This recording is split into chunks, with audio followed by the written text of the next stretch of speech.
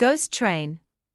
A dull and very sober railroad worker saw quite clearly a train coming from the side of the former branch, where the rails had been dismantled and only the embankment was left. He rubbed his eyes. Trains cannot move without rails, but this one did, a steam locomotive and 3 passenger cars. And the locomotive, and the entire train not modern and not our Russian production. The train passed by the dazed railroader and left in the direction of Sevastopol. Many years later Cherkashin, leafing through newspaper folders, in the newspaper, Sevastopol's Glory of August 12, 1992 read the article, "The Ghost Train on the Roads of Ukraine." It told about the fact, what had happened in 1911, when the pleasure train with many passengers left the station in Rome. The train was approaching a tunnel when suddenly everything around it was covered with a milky white fog. The train entered the tunnel and disappeared.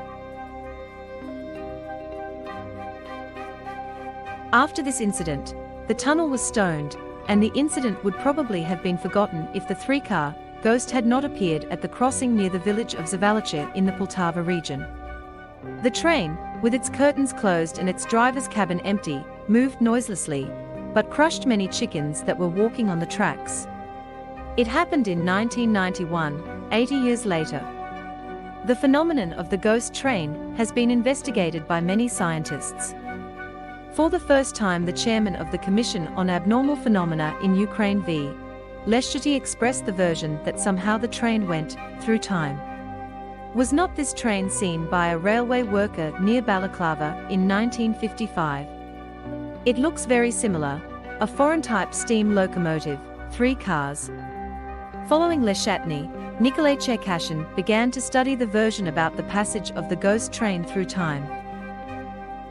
He suggested that along with the law of conservation of matter and energy, there is the law of conservation of time, which has not yet been proved by anyone. Then it turns out that lived time does not disappear anywhere, but exists in reality. The present as such does not exist.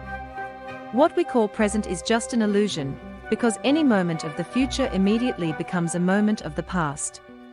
Therefore, Cherkashin believes that the past and the future are equal to the concept of time.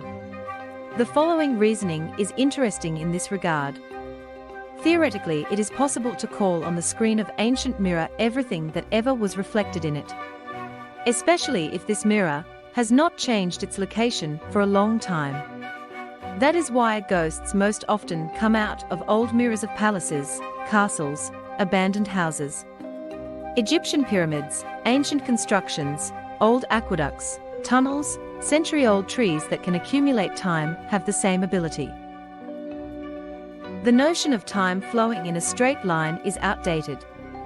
Wouldn't it be more logical to assume that time is wound in turns, like thread on a spool, and the past exists in parallel with the future? But sometimes there are gaps between coils, and then there are black holes.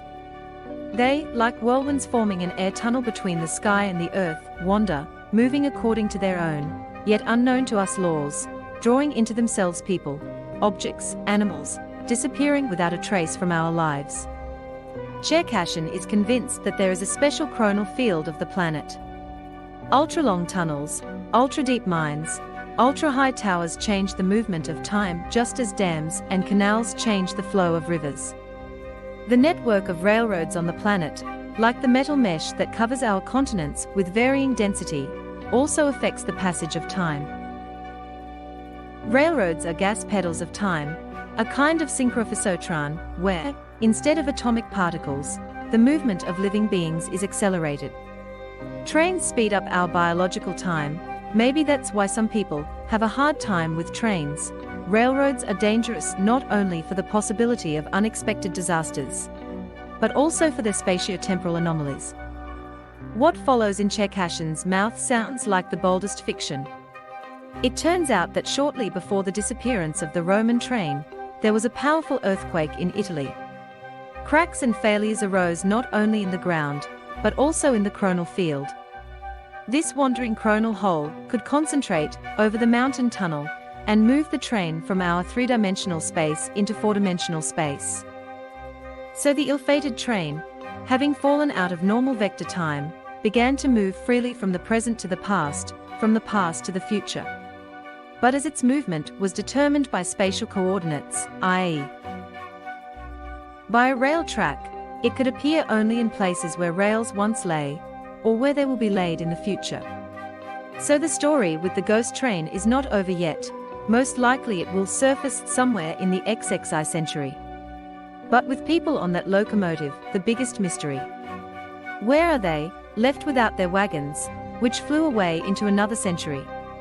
And the chairman of the Commission on the Study of the Abnormal Phenomena at the Academy of Sciences of Ukraine v. Leshkatii, according to the knowledgeable people, still waited for the ghost on September 25, 1991 on the crossing in the village of Sevastopol. They say he jumped on the step, and no one else saw him.